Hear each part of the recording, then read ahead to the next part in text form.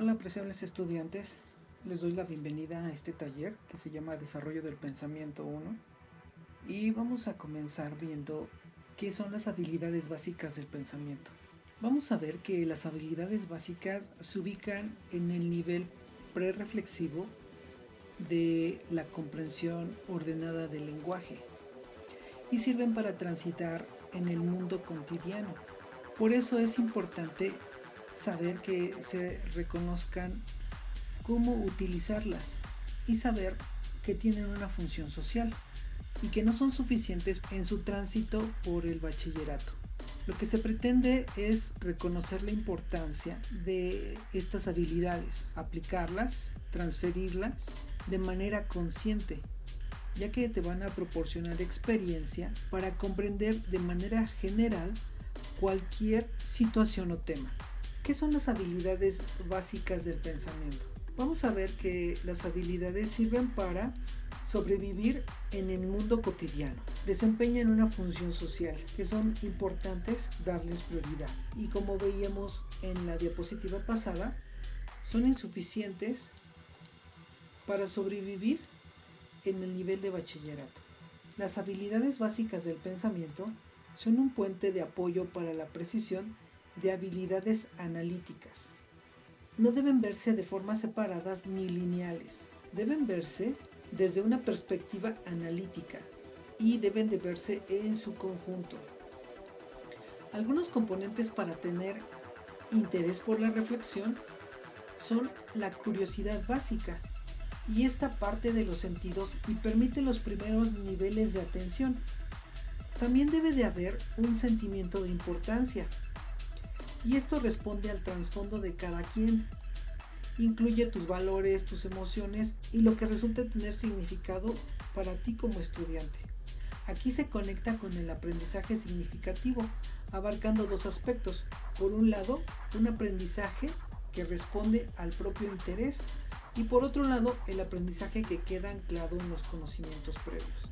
Es necesario detectar hasta dónde muchos elementos del trasfondo son propios o son enajenados. Finalmente, la representación abstracta es una operación intelectual de segundo orden, pues le antecede primero la representación concreta, ligada al acto sensorial, al que percibimos por nuestros sentidos. Veamos qué es la observación. La observación es un proceso mental para fijar nuestra atención en una persona, en un objeto o en un evento. La observación te permite identificar características que a través de representaciones mentales tú las archivas y las recuperas cuando sea necesario. La observación tiene dos momentos. Un momento concreto, que es cuando lo recibimos a través de los sentidos, y un momento abstracto, que es la reconstrucción de los datos en la mente. Una vez que se dio el momento concreto de percibirlo a través de nuestros sentidos, lo observado se queda almacenado y archivado en nuestra mente. Entonces el momento abstracto es cuando nosotros reconstruimos esos datos a partir de lo que está almacenado u archivado en nuestra mente. Algunas veces requieren varios sentidos para observar personas, objetos u eventos. Los sentidos son esenciales para desarrollar las habilidades básicas del pensamiento y pues son el tacto, el oído, la vista, el gusto y el olfato. En síntesis, la observación es el medio por el cual se entra en contacto con el mundo real, en donde los sentidos juegan un papel esencial. Ahora, la observación también puede ser directa e indirecta. Es directa cuando el objetivo se define con el uso de los sentidos de quien se realiza el proceso, y también es llamada como fuente primaria.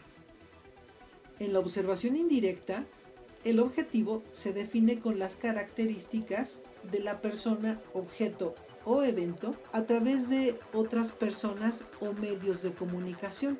A esto también se le llama fuente secundaria. ¿Qué debemos hacer para observar? Primero tenemos que identificar el objeto, en el cual debemos de fijar nuestra atención, ya sea un sujeto, ya sea un objeto o ya sea un evento.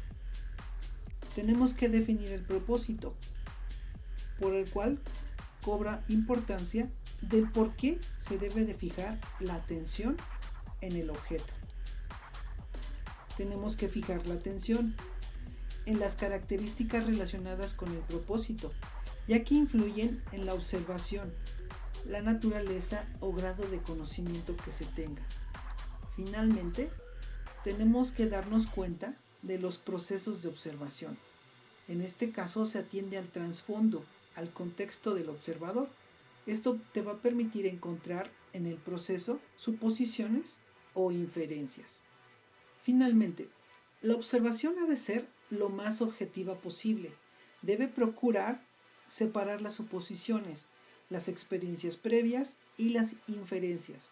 El producto de la observación a menudo se presenta en forma oral o escrita, para lo cual se requieren integrar las características observadas en forma ordenada, clara y precisa. A este producto se le llama descripción, y el cual será el tema de nuestra siguiente clase. La actividad para esta quincena es la siguiente. Dibuja una representación de un objeto o máquina de los procesos mentales, teniendo como premisa la pregunta: ¿qué es pensar? Sube tu evidencia en esta tarea para su evaluación. Mucha suerte, hasta la próxima.